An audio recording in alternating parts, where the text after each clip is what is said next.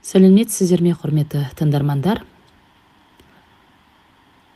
Бүгінгі әңгіме өмірден алынған тағылымы мол оқиға. Бұл шығармада адамдардың тағдыры, отбасы құндылығы мен өмірлік таңдау баяндалады. Тыңдап болған соң, өз ойыңызды пікірге жазыңыз. Ерғали мен Жамиляның отасқандарына 27 жыл болды. Ерғали ешқашан әйеліне қарсы сөз айтып көрген емес. Әйелі не қалайды, соның барлығын жасайды. Әйелінің ақ деген алғыс, қара дегені қарғыс. Екеуінің 2 қызы бар. Кіші қызы Ләйла мен күйеуі Жамиляның айтқанынан шыққан емес. Үлкені Лаура тұрмыста. Анасымен қатты жақын араласа қоймады. Мереке кездерінде ғана кездеседі. 3 баласы бар. Күйеуі Рустам белгілі бір компанияда директор. Жамиля өз ауруханада мейірбике болып жұмыс жасайды. Ерғали болса қарапайым таксист. Жамиляға өзінің өмірі ұнаған емес. Құрбы-құрдастарының бәрі ауқатты, тұрмыс жағдайлары жақсы, шетелдерде жиі болады. Оның бар ойы қалай ақша табамын, қалай бай боламын еді. Сол себепті үлкен қызы бай ауқатты жерге ұзатылғанда қатты қуанған. Бірақ Лаура анасына ешқашан ақша берген емес. Анасының ақша десе аш көз екенін жақсы білетін. Бір күні ауруханаға қарт әжей түсті. Дәрігерлер ота жасап әжейді палатаға шығарды. Дәрігер науқастарды қарап, әжейге қарауды Жамиляға тапсырған. Жамиля, әжейге жақсылап қара. 1-2 күнде тәуір болып қалар. Жақсы дәрігер. Сәлеметсіз бе әжей? Отадан кейін өзіңізді қалай сезініп тұрсыз? Бәрі жақсы ма? Жақсы айналайын. Әжейдің жағдайын сұрауға ешкім келмеді. Жамиля, әжейдің ешқандай туысқаны жоқ екенін байқады. Әжеймен жақын араласып, оның сеніміне кіруді ойластырды. Әжейдің жағдайын біліп, палатасына жиі барып жүрді. Денсаулығыңыз қалай әжей? Бәрі жақсы ма? Жақсы, тәуір болып қалдым. Өзіңізді жақсы сезінсеңіз жақсы болыпты. Сізге ештеңе қажет емес пе? Бірдеңе керек болса айтарсыз. Қызым, көп рахмет. Сендей жақсы мейірбике кездескеніне қуаныштымын. Айналайын, әрқашан жолың болсын. Әжей, бұл біздің жұмыс қой. Көп рахмет тілегіңізге. Жақсылап демалып алыңыз. Рахмет, қызым. Әжей ауруханада 2 аптадай болды. Осы уақыт аралығында Жамиля әжеймен жақын араласып, қызындай болып алған еді. Бүгін әжейді ауруханадан шығаратын күн. Сол себепті ол әжейдің үйін көруді ойластырды. Қалыңыз қалай әжей? Бүгін сізді ауруханадан шығарады. Жақсы болды ғой. Өзімде үйіме қайтқым келіп еді. Бірақ сендерді де қимаймын. Сенмен жақсы араласып, сырлас дос тапқандай едім. Алаңдамаңыз әжей. Сізден әрқашан көмегімді аямаймын. Үйіңізге де барып көмектесіп тұруға дайынмын. Мына қағазда телефоным жазылған. Жалғызсырасаңыз хабарласыңыз. Бүгін сізді өзім үйіңізге апарып саламын. Рахмет, қызым. Көп жаса. Оқасы жоқ әжей. Сізді өз анамдай көремін. Анамды жастайынан көрмеп едім. Қызым, саған көп рахмет. Мені жалғызсыратпай, көмек қолыңды созғаныңа. Сендей жақсы адам кездескеніне ризамын. Кешкісін Жамиля әжейді таксимен үйіне апарып салды. Әжей, үйіңіз жиналмағанда қанша болған, мен сізге көмектесіп жіберейін. Ештеңе етпейді айналайын, ертең арнайы қызметкерлерге жинастырып аламын. Ой, мұныңыз не, бұл дұрыс емес. Қайдан білесіз, қандай қызметкер келетін? Қазір мен жинастырып беремін. Рахмет. Қызым, көп жаса айналайын. Мына киімдерді киіп ал. Жалғыз қызымның киімі еді. Шетелге кеткелі 10 жылдан астам уақыт болды, еш хабарсыз. Менімен байланысын үзген. Сіздің қызыңыз бар ма? Неге, не себепті сізді жалғыз қалдырған? Ол ұзақ әңгіме. Қайсы бірін айтайын? Сізді тыңдауға дайын, айта беріңіз.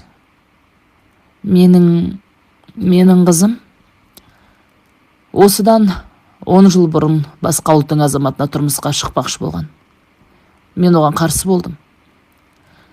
Жолдасым айтқалы жастайымнан сол қызым үшін өмір сүрдім. Ол мені бір күнде тастады да кетті. Шыламаңыз, әжей. Сұрап, жазылмас жараңызды қозғағанма кешірім сұрайым. Ештеңе етпейді, айналайын. Қазір бәрі жақсы. Ол тұрмысқа шықты да. Сол күйі менімен хабарласпады.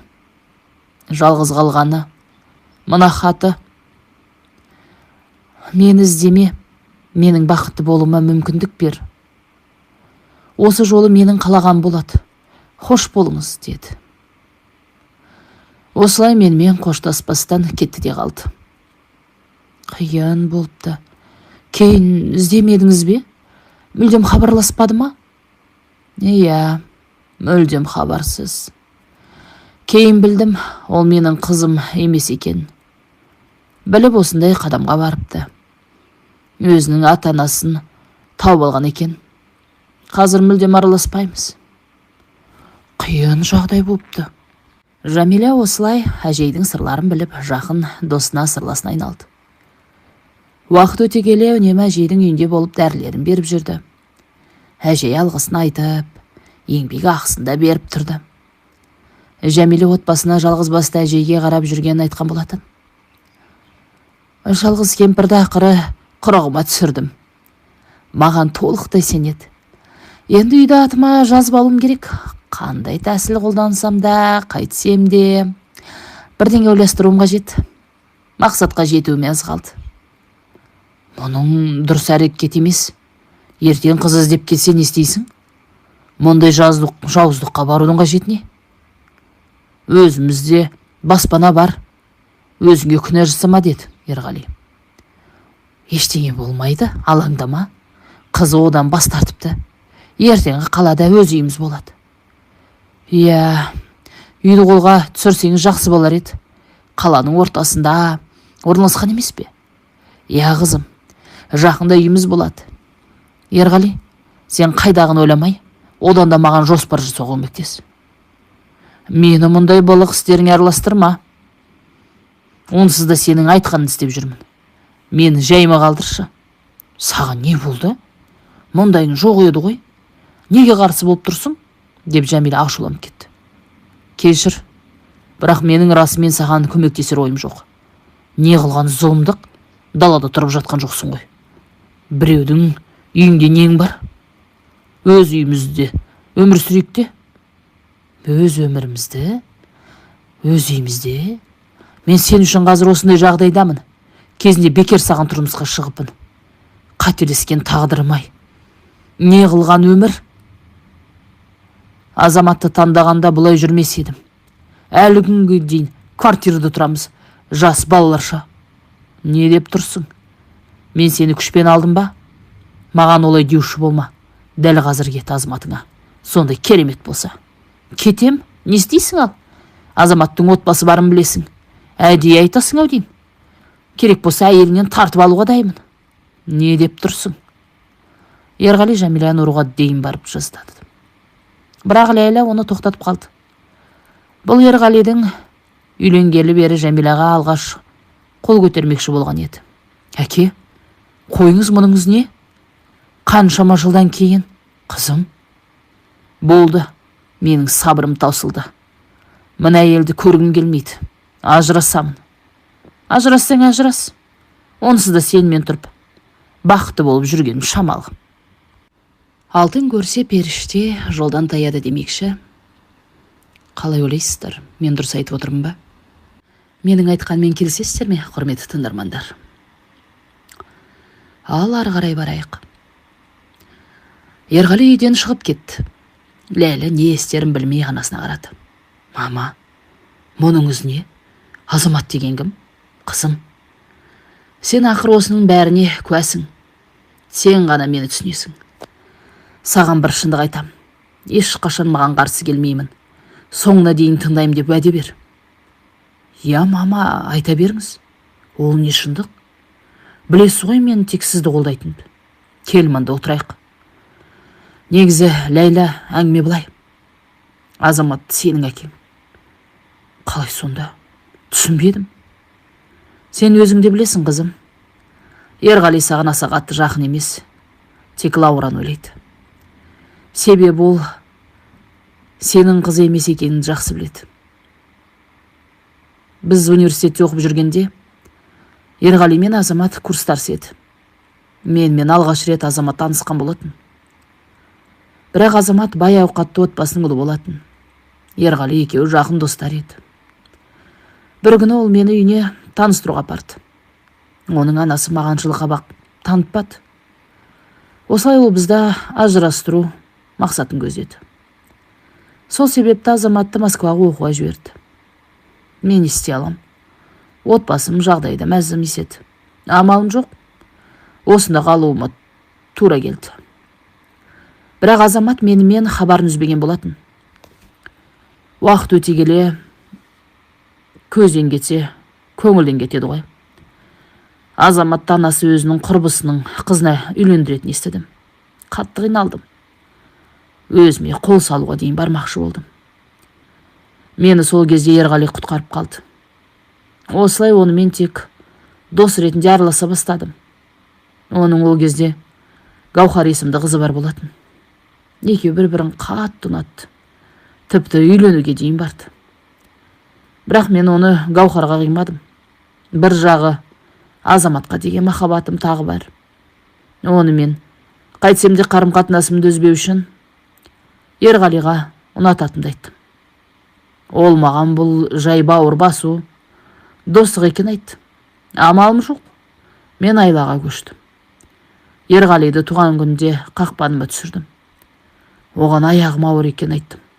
Ол маған бірден сеніп, өзіне жауапкершілік алу мақсатында Гаухармен айырылысты. Мен ең қуанышты адам болмады. Екеуміздің үйлену тойымыз болды.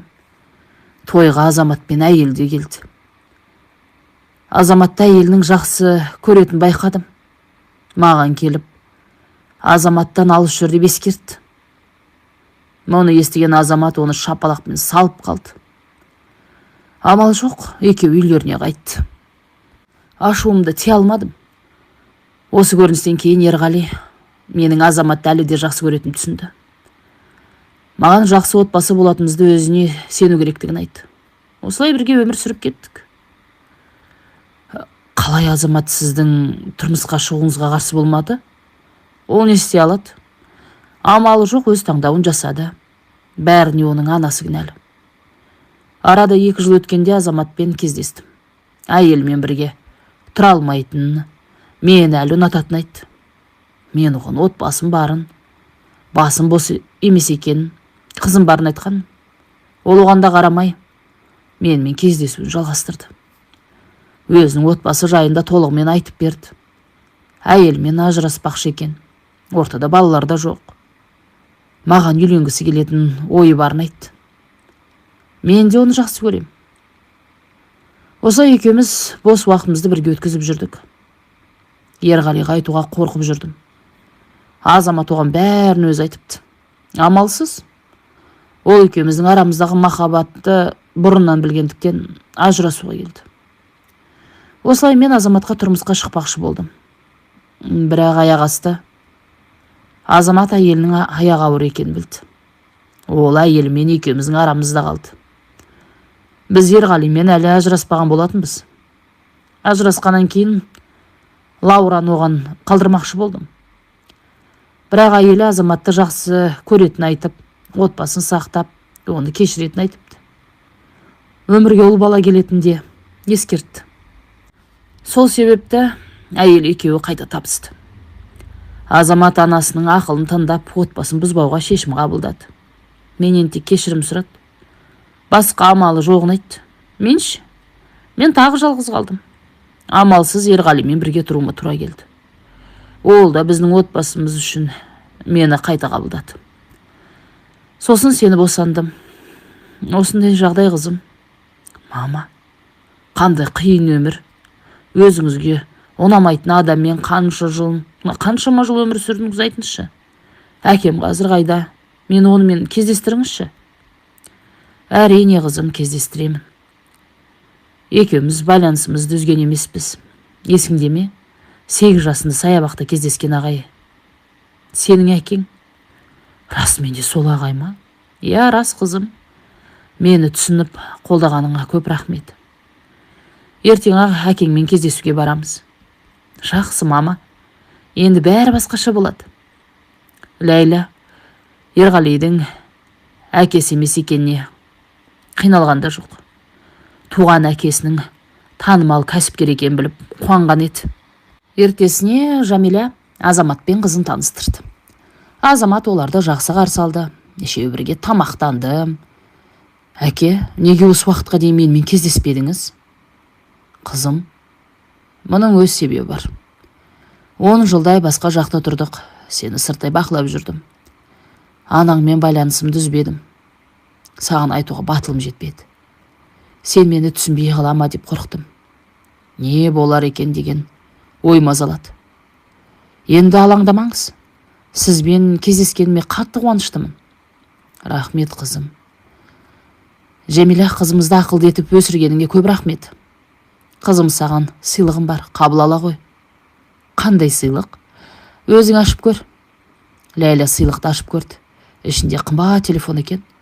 Рахмет, әке, көп рахмет. Неге әуре болдың, мұның не деп? Жәмила таңданған сыңай танытты. Алаң болма, Жәми. Енді Ләйла шындықты біледі. Оған қаншама жыл көрсете алмаған қамқорлығымды көрсеткім келеді. Ләйла барлығына өзім көмектесемін. Бірдеңе қажет болса маған хабарлас. Мына картаны қажетіңе қолданарсың. Рахмет, әке, деп Ләйла әкесін құшақтап алды. Оқасы жоқ, сен менің жалғыз қызымсың. Әке, менің Санжар деген ағам бар емес пе? Я, бар. Азамат, ренжіме. Мен сенің отбасың жайында Ләйлаға бәрін айтып бергенмін. Мұның жақсы болды. Қызым уақыты келгенде Санжармен танысарсың. Әке, мен кішкентай емеспін ғой, бәрін түсінемін. Олды таңғалар. Қаншама уақыттан кейін қарындасы барын білу күтпеген жерден қиын болар. Ақылыңнан, сенің қызым. Азамат оларды үйлеріне жеткізіп салды. Қызым, тағы да уақыт тауып кездесерміз. Әрине, міндетті түрде. Сау болыңыз. Сау болыңдар. Азамат Жәмиланың жағдайынан хабардар болды. Досы Ерғалиға іштей риза еді. Өзі ұнатпаған әйелмен қаншама жыл бірге тұру, өзгенің баласын тәрбиелеу, әрине кез келген адамның қолынан келмейді. Ендігі уайымы отбасына Ләйла туралы қалай айту керек? Не болса да айтуға тура келеді. Бір күн болмаса білетіндері белгілі. Үйге келіп әйеліне бәрін айтуға шешім қабылдады. Үйге келіп әйеліне бәрін айтып берді. Азамат, мен сенің Жәмиламен қатынасыңды үзбегеніңді, қызың барын бәрін білетінмін. Бірақ осыншама уақыттан кейін Жәмиланы қайтадан өмірімізге кіргізуге бел байладың ба? Менің төзім таусылды. Онымен қатынасымды үздім деп алдап келдің. Енді Санжарға айтпақшысың. Не істесең де өзің біл. Мен сенен расымен шаршадым. Ары қарай бірге өмір сүре алмаймын.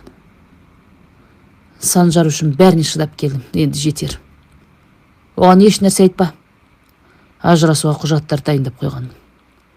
Ұлымыз екеумізге тыныш өмір сүруге мүмкіндік бер. Қарлығаш, өтінемін. Мен кешірші. Жастық шақтың қателігі. Өткенді қайта қайтара алынмас. Менің Жәмилаға ешқандай да көңілім жоқ. Қызым Ләйла үшін ғана араласып жүрдім. Сені ғана сүйемін. Сенің сабырлығың мен түсінігің саған деген сезімімді ұлғайтты. Осы жасымызда ажырасу, ақмақтық, үлкен қателік болады. Кешірші мені. Әркез сенен кешірім сұраудан жалықпаймын. Азамат, әр нәрсе өз уақытымен. Сабырым таусылды. Әрі қарай шыдай алмаймын. Жетер енді. Менің сенің өткеніңмен күресуге күшім жоқ. Олай демеш. Өзің де білесің, Жәмила үшін жан досым Ерғалимен байланысымды үздім. Енді сені жібермеймін ешқайда. Санжар бәрін түсінер. Маған сенің қолдауың қажет. Сенсіз өмір сүре алмаймын. Сен мен барымсың. Ер адам жылай ма? Сені білмеймін. Жәмилаңның сенде көңіл әлі бар сияқты. Не себепті ажыраспақшы? Екенде тойып болдым. Арда қаншама уақыт өтті. Енді ешқашан олай ойлама. Сен ғана менің жан жарым. Мәңгілік солай болып қалады. Ол мені Ләйламен қорқытып келді. Анама бәрін айтса, оның жүрегі нашар екен білесің ғой. Қазір сен мені қолдамасаң, не істерін білмеймін. Кешірші, өтінемін. Жарайды. Жақсы, солай ақ болсын. Саған менің ешқандай да сенім қалмады. Жақын арада Москваға қайта ораламыз. Егер келіспесең, ажырасайық. Санжар үшін алаңдаймын. Сен үшін бәрін жасаймын, отбасымыз үшін. Бұрынғы бақытты өмірімізге ораламыз. Санжарға, анама еш нәрсе айтпаймыз. Тек сен менімен бірге болсаң болды. Азамат пен әйелі еріксіз көз жастарына ерік берді. Екеуі қайта табысты. Ама, әкем қандай жақсы адам, алғашқы күннен қамқорлығын танытты. Иә, жақсы, қаншама жыл бойы оның көмегімен ғана өмір сүріп келеміз. Жас кездегі қателігіме өзімді өкінемін. Амал не? Ештен кетпейді, мама. Алда, мен сіздерді қайтадан жақындастырам. Қызым, ондайды еш уақытта ойыңа алма. Оның отбасы бұзылған қаламаймын. Қазір екеумізде ересек үлкен адамдармыз. Бір-бірімізге деген сезіміміз мүлдем жоқ. Сенің алдындағы жауапкершілігін орындаса жеткілікті. Жарайды, мам. Өзіңіз білесіз. Бір білерім, енді әкем менің айтқанымды жасау керек. Я, қызым, міндетті түрде. Ақылды менің. Ерғали үйдегі болған жанжалды Жәмиланың әжей туралы жоспарын Лаураға айтып берген болатын. Лаура әкесіне жан ашыды. Мамам неге бұлай жасады? Оған не жетпейді? Білмеймін, қызым. Әке, біз не істей аламыз? Көздегені дүние, аш көздік. Әзірге сабыр сақтаңыз. Ертең киімдеріңізді әкеліп берем. Сізге жақын жерден квартира тауып қойдым. Әзірге осында тұра беріңіз. Рахмет, қызым. Өзім тауып аламын, керек емес, әуре болма. Ата, мұныңыз не? Бізге жақын жерде тұра беріңіз, қысылмаңыз. Сізді түсінеміз. Қазір сізге қатты қиын. Бізбен тұруға да келіспедіңіз. Тұрмасаңыз ренжимін. Рахмет, балам, көп рахмет. Ертесіне Лаура әкесінің заттарын алуға үйіне келген болатын. Алдынан Ләйлә шықты. Әкеңнің заттарын алуға келгенің жақсы болды. Өзімізде шығарып салайық деп жатқанбыз. Сенің мұның не? Әкең? Ол екеуіңіз де әкеміз емес пе? Қалай сөйлейсің? Жоқ, қателеспе, ол сенің ғана әкең. Саған не болған? Мамам екеуін татуластыру орнына. Мұның не? Маманың әрекеті дұрыс емес екенін айтсаң қиын ба? Мамамды қолдаймын. Бәрі дұрыс. Ал әкемізге келсек, менің әкем Азамат Жангалиевич. Бұл не дегенің? Түсінбедім. Сүйікті әкең айтпады ма? Екеуміздің анамыз бір, әкелеріміз бөлек. Сен де әпкем барына қиналушы едім. Әрқашан өзіңді жақсы көрсетіп, көлгірсіп жүретінсің. Сен өз не деп тұрсың? Мұны саған кім айтты? Қайдағы Азамат? Ол менің әкем. Сондықтан қалғанын өз әкеңнен сұрап ал. Нені сұрауым керек? Не деп тұрсың? Түсінбедім. Құрметті тыңдармандар, өз ойларыңызбен бөлісеңіздер. Қалай ойлайсыздар? Аналары бір, әкелері әртүрлі. Апалы сіңлілерінің ара қатынастары туралы не айта аласыздар? Менің ойымша, өздерім баққан әке нағыз әке деп ойлаймын. Ал сіздер ше? Ары қарай жалғастырайық. Бәрін түсінікті айттым. Менің әкем басқа адам. Сенің әкең мына таксист. Қалай ойлай айтып тұрсың? Туған әкең болмаса да қаншама жыл бірге тұрдың. Сені бақты, сені асырады. Ешқандай да құрметің жоқ. Мұның не? Құрмет?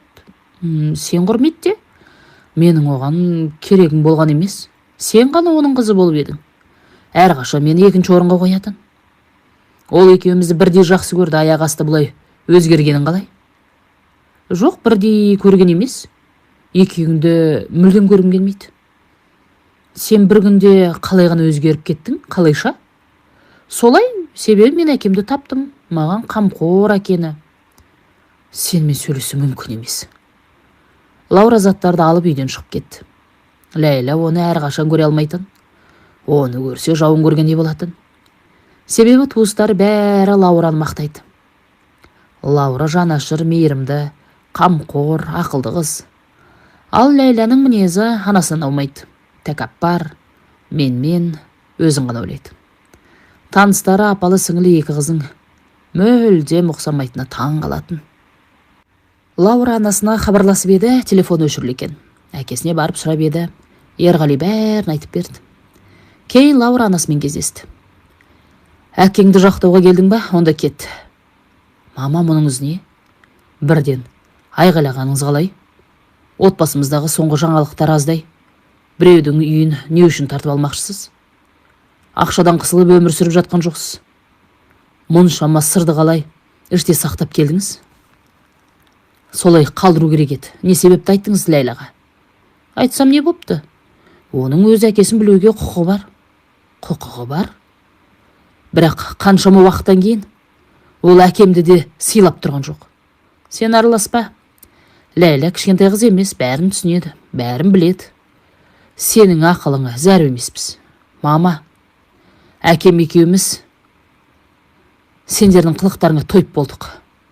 Не істесеңдер, соны істеңдер. Ұқпасқа айтқан сөз жетім. Ақылың тасса, отбасыңа жұмса, бізді үйреткеніңді ғой. Сенсіз ақ бәрін білеміз. Ләйлә екеуміз бақытты өмір сүреміз. Әкеңе сәлем айт. Оның маған керегі де жоқ. Ажырасса ажырассын. Мама, сіздің қыңырым негізіңізді білуші едім. Мынау енді шегі болды.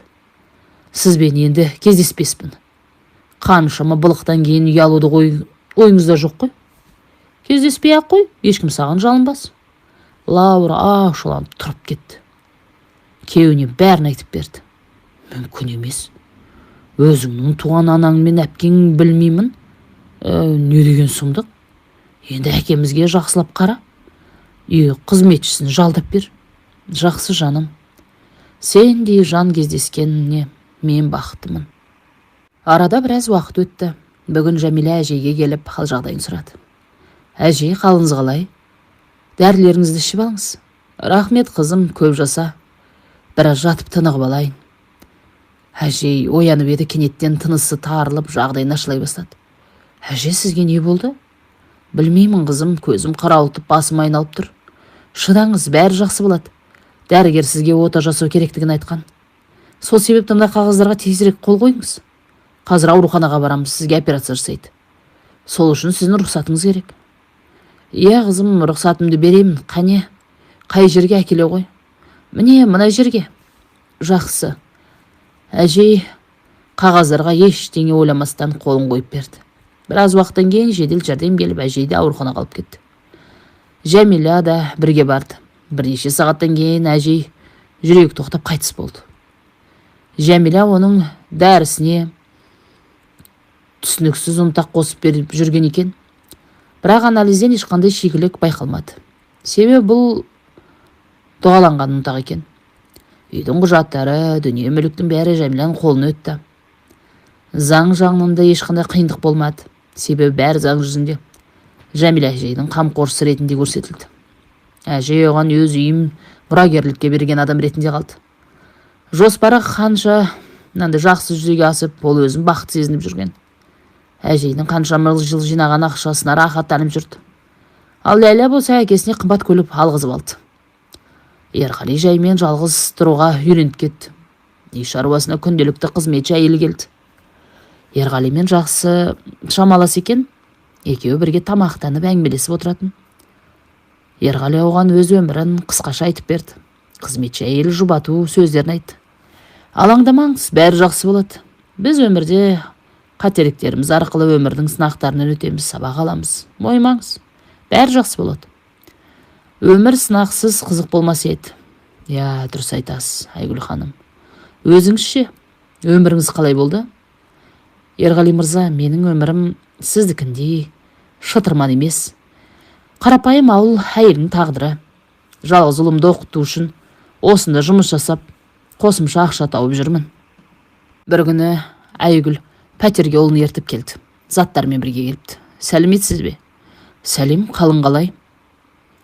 Қалыңыз қалай, Ерғали? Рұқсат берсеңіз, заттарымызды сіздің үйіңізге қоя тұрайықшы. Пәтердің қожайыны аяқ асты бізді шығарып жіберді. Енді тұрғыза алмайды екен. Өзінің жақын туысы тұратын болыпты. Сізден ыңғайсыз болды енді. Пәтер тапқанша бола тұрсыншы. Ештеңе етпейді, заттарыңыз тұра берсін. Көп рахмет сізге. Танысып қойыңыз, ұлым Әли. Әли мына кісі Ерғали. Танысқаныма қуаныштымын. Мен де, деді Әли. Әли, заттарды мына жерге қояйық, деді Айгүл. Әли заттарды көрсеткен жерге жинастырып апарып қойды. Жақсы, мама, мен кетейін. Ертерек пәтерді қарастырып тауып алайық. Я, ұлым, қайда барасың? Әуелі бізбен бірге тамақтанып алсаңшы, деді Ерғали. Я, тамақтанып ала ғой, сосын барасың. Үстел үстінде Ерғали мен Әли жақын танысып сөйлесіп кетті. Мама, көп рахмет. Тамағыңыз өте дәмді болыпты. Рахмет, құлыным. Жақсы, мен кетейін. Сізге де көп рахмет, Ерғали ағай. Абайлап айқап жүр, құлыным. Жақсы, мама, сау болыңыз. Ерғалиге Әлидің мінезі қатты ұнады. Жасынан әлдеқайда ақылды, сабырлы, анасын сыйлайтын азамат екен. Ерғалимен де жақсы қарым-қатынас орната білді. Айгүл, ұлыңыз сондай жақсы бала екен. Тәртіпті, тәрбиелі, ақылды етіп өсіріпсіз. Көп рахмет. Осы жалғызым оқуын бітіріп дипломын алып, жақсы бір келін әкелсе, басқа арманым болмас еді. Я, дұрыс айтасыз. Балаларымыз жетіске жетсе әрқашан қуанамыз. Болашақ келінді сіз сияқты сұлу болар деп қалжыңдады. Кім сұлу, мен ба? Ой, сіз де айтасыз. Рас айтам, сіз сияқты ақылына көркі сай келіңіз болса, жақсы емес пе? Я, жақсы болар еді. Ыдыстарды жинастырайын.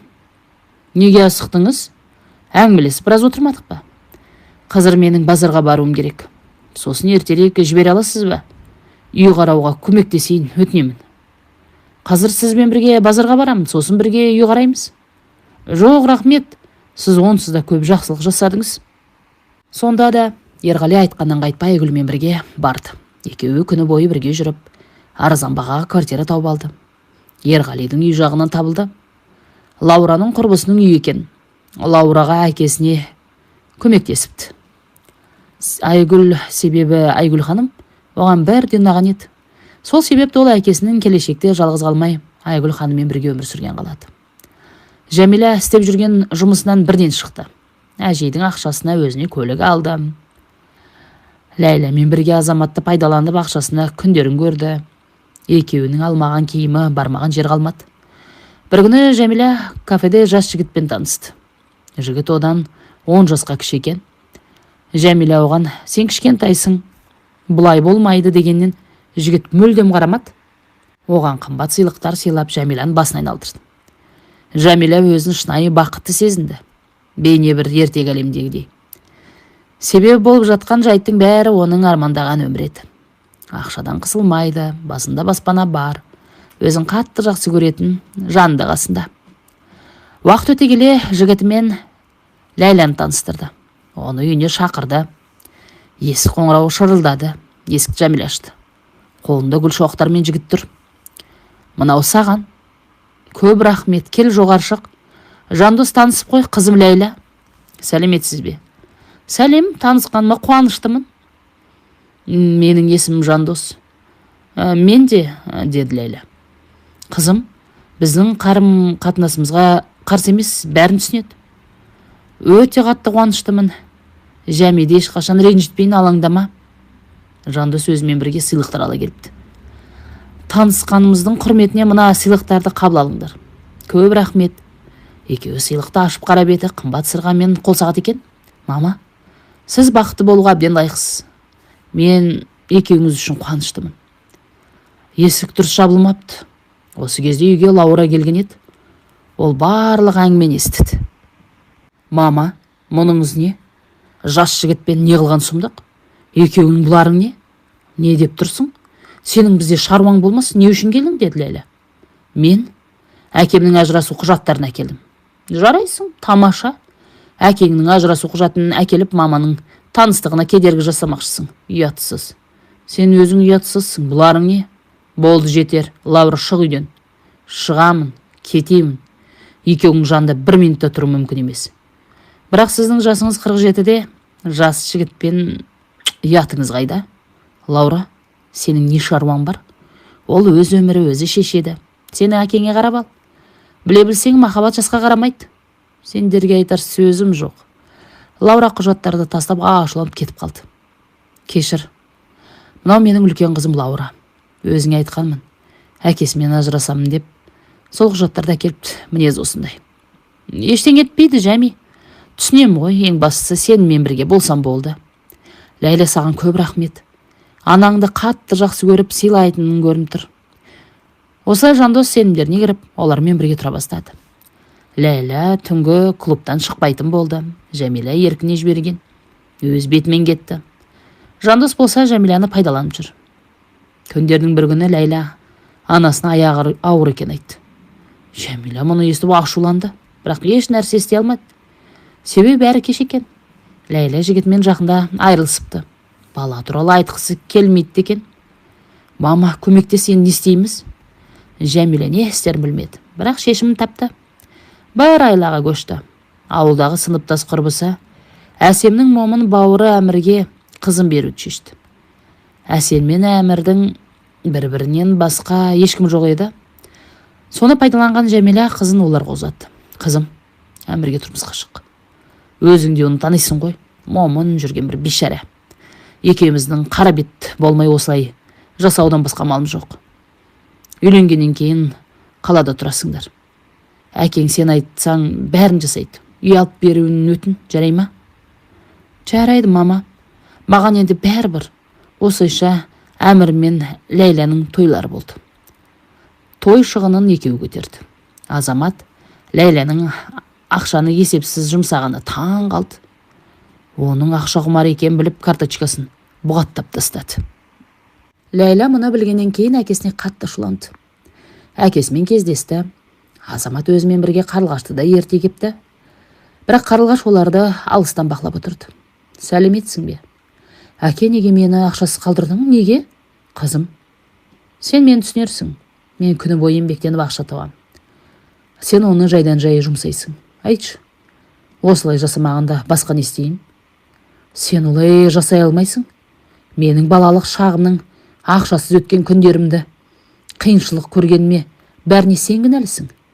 Сондықтан картамды ашқызып, бізге үй алып бер. Қызым, саған қысқа нұсқа айтайын.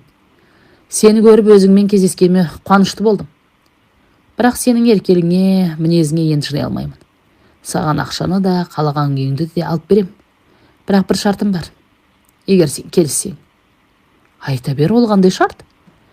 Менімен қарым-қатынасыңды үзесің. Мені іздемейсің. Өміріңе жетерлік ақша берем. Отбасымен де байланыспайсың. Ешқашан кездеспеуіміз керек. Жақсы, айтқаның ақ болсын. Өзімде әкеге зәру емеспін. Мынау үйдің құжаттары. Бәрі сенің атыңа жазылған. Мынау жаңа карточка. Мына ақшаны апарып берерсің, қызым. Саған тек бақыт тілеймін. Өзің ата-ана болғанда мені түсінерсің. Көп рахмет. Екеумізде ұтылмадық деп ойлаймын. Менімен кездескеніңе өкінетін сияқтысың. Жоқ, олай деме. Сенмен кездескен күн мен үшін ерекше. Сау бол. Мен шетелге ертең кетемін. Осы біздің соңғы кездесуіміз. Жолың болсын. Көп рахмет, әкетай. Өзімшіл жан екеніңді білмеппін. Олың мен әйелің сен үшін қымбат шығар. Сау бол. Сау бол. Ертесінде Қарлығаш пен Азамат бірге шетелге ұшып кетті. Екеуі бұрынғы өмірлеріне оралды. Барлық болған оқиғаны осында қалдырды. Азамат Жәмиләмен қарым-қатынасын мәңгілікке үзді. Ләйлә мен де солай. Санжарға ештеңе айтпады. Құрметті тыңдармандар, әңгімеміз немен аяқталады деп ойлайсыздар?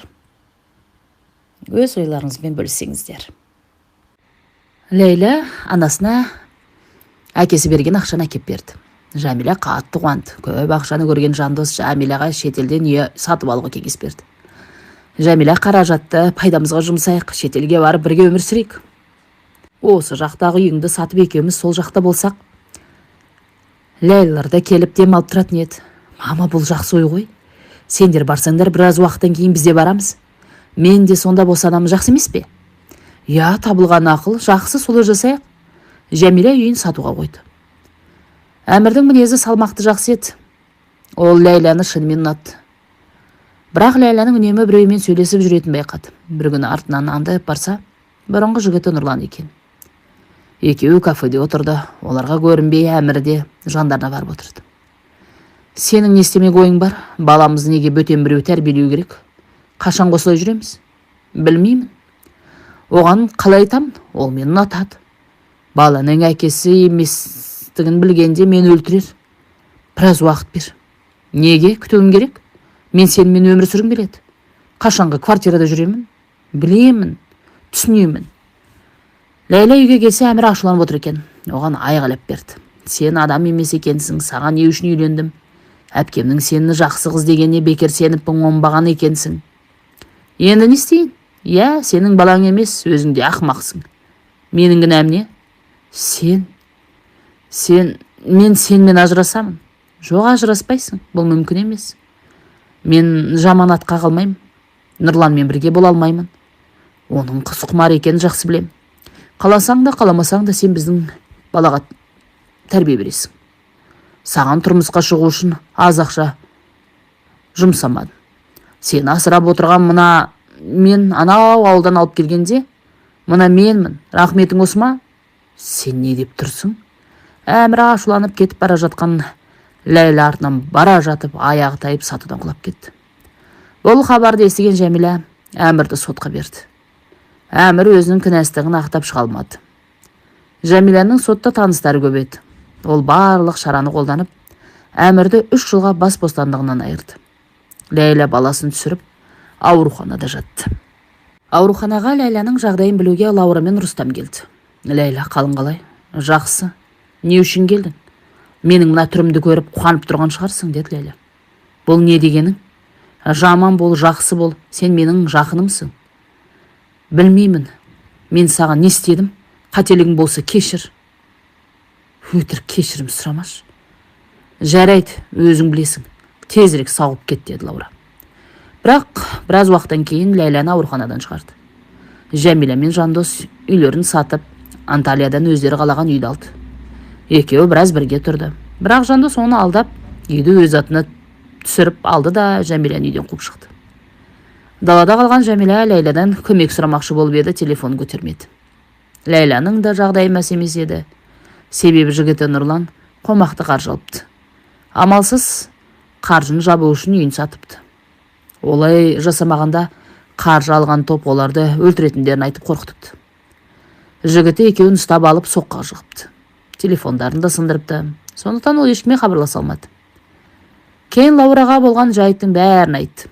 Ләйлә өзінің жасаған қателіктерін түсініп қатты өкінді. Лаурадан кешірім сұрап татуласты. Екеуі бір-бірімен ұзақ сырласып, бір-бірін кешірді. Барлық болған жайттар үшін әкесінен де кешірім сұрады. Осылайша ол әкесімен бірге тұрды. Айгүлмен де жақсы қарым-қатынас жасады, тәубесіне келді. Түрмеге барып Әмірден де кешірім сұрап, оны ақтап шықты. Жігітмен бір жола қарым-қатынасын үзіп, Әмірмен жаңа өмір бастады. Ерғали болса Айгүлге үйленуге ұсыныс жасады. Екеуіне ешкім қарсылық танытпады. Лаура мен Рустам қатты қуанған еді. Ал Жәмилә болса, сол жақта жұмыс істеп, Жандостан кегін алмақшы болды. Бірақ олай жасай алмады. Амалсыздан елге оралды. Ләйләні іздеп тапты. Бірақ Ләйлә болған жайттың бәрін естіп, анасы екеуінің жасағандарын дұрыс емес екенін айтты. Жәмилә оны мүлдем тыңдамады. Ләйләмен қарым-қатынасын түбегейлі үзді. Ақыры Жәмилә жалғыз қалды. Әңгімемді мына өлең жолдарымен аяқтағым келеді. Адам болсаң болғайсың адал жанды, жауыздықтан аулақ бол, сүй адамды. Жақсылықты жақсылық табар іздеп, жамандықпен жақсатақ кім шығарды. Әңгіменің соңы. Әңгіме ұнаған болса лайк басып пікір қалдыра кетсеңіздер құрметті тыңдармандар.